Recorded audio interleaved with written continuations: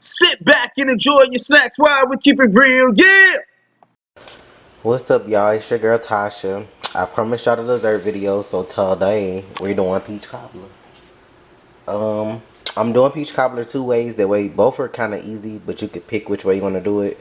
Um, the first recipe is gonna require sugar, flour, milk, a stick of butter, and 2 cans of peaches, large. That's the first recipe. The second one, you could just get the already made pie crust, no matter what brand. 2 cans of peaches and butter. So that requires less, because what you're gonna do is, for this first recipe, I'm gonna put my crust in this copper pan that I got right here. My light. Alright, y'all, sorry about that.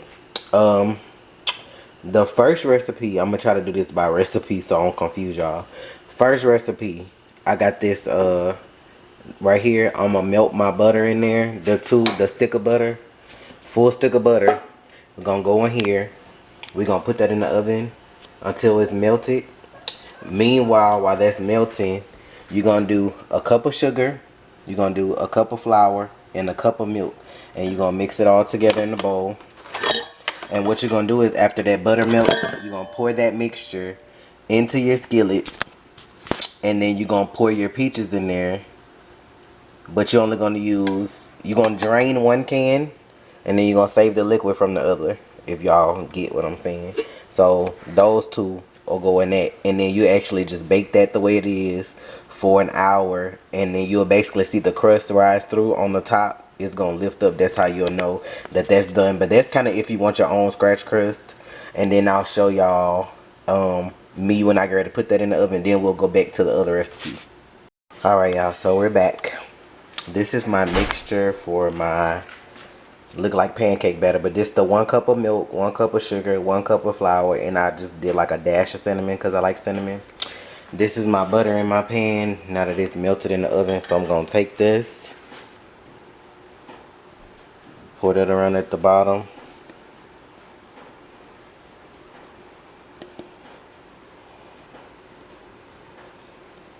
And make sure that bottom covered.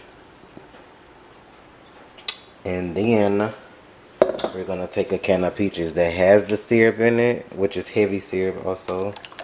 Gonna pour that in there. And then we're gonna do peaches that don't have syrup.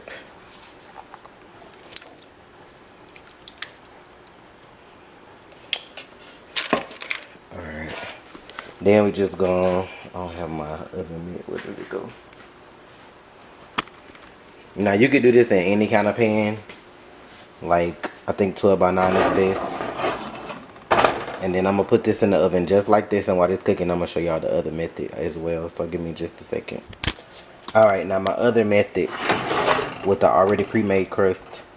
I should have used a circular pan. I didn't have one, or something smaller so that this stretch. So I'm probably gonna have to stretch my other piece of dough out so that it'll cover the whole thing. But back here, I have a can of peaches that had the syrup. I had it boiling. I'm gonna turn that back up in a minute, and I'm gonna add the other can of peaches with no syrup. Let me go ahead and do that. You may not need all these peaches, but always boil them down to see. But I'm gonna add butter, sugar, and some cinnamon to this. I'm gonna start off with a cup of sugar. I'm gonna start off with a half a stick of butter and just like a couple dashes of cinnamon, and let it like boil until the peaches get a little softer, and then you can kind of taste it and see what else you want to add from there. If you want to add more butter, more sugar, or whatever. Cooking this on medium, and then once the peaches are soft enough, you basically just put your filling in there, and then you're gonna get your crust and cover the top. Poke some holes in the bottom too with a fork for your dough, and then you can make little slits or designs or whatever on the top if you want to. You don't have to do that. But once I get through cooking the peaches down and fill it and put the crust on, I'll show y'all. And then you're gonna put that in the oven. I got my oven on 375. So once this cooked, like they both need to cook for about an hour, and then you're gonna have you some delicious peach cobbler. As y'all see, I cooked my peaches for about 10 minutes. I layered my peaches in first because you may not use all the liquid that's left over. So I'm just gonna pour some of that in just to kind of lightly cover. It don't need to be full.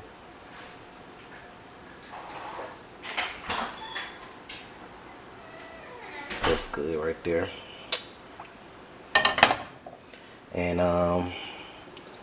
my crust jacked, but I went back and added the other little pieces I cut off to make sure it stretched. But give me a second to put this crust on. My crust fit in here like this. I would normally like pinch the edges if I had a different like situation going with my pan, but I mean it's just for home. So I just cut a couple slits in the middle and I just folded the rest on in to keep all the crust because I like crust. But yeah, you will let this bake for about 45 minutes to an hour at 375 until whenever your crust is brown enough to be done. You know you don't want to burn it. All I got to do now, I'm gonna sprinkle a little cinnamon across the top if I can do this one-handed.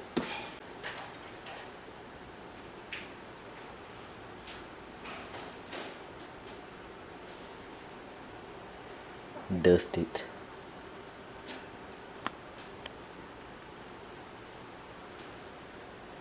See, not too much, just a little bit, and let that bake. So let me put this in the oven and we'll see the finished product with a side of ice cream. I gotta finish my chicken, but I got some chicken that's about to go in the oven as well. But yeah. Alright y'all, my peach cobblers are done. This one came out perfect, and I fucked this one up because I realized after the fact that I didn't use self-rising flour. So the flour is still at the bottom.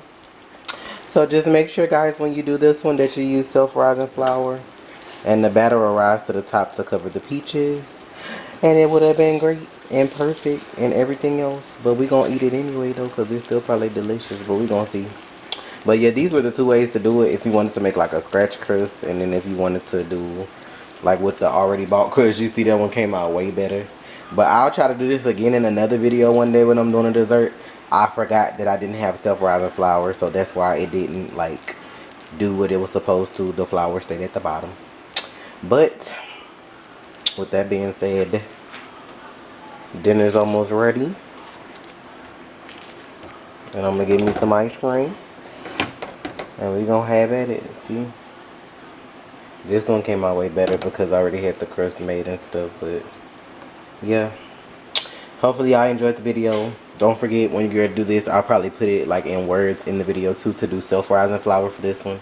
And it would have had like the batter would have came up and covered the top, which would have made it look so pretty, but it didn't work out right for me because I'm trash. But if you like this video, make sure y'all thumbs up. I'll try to find more stuff to bring y'all in the future. Y'all stay real. You already watched, so you might as well subscribe, please.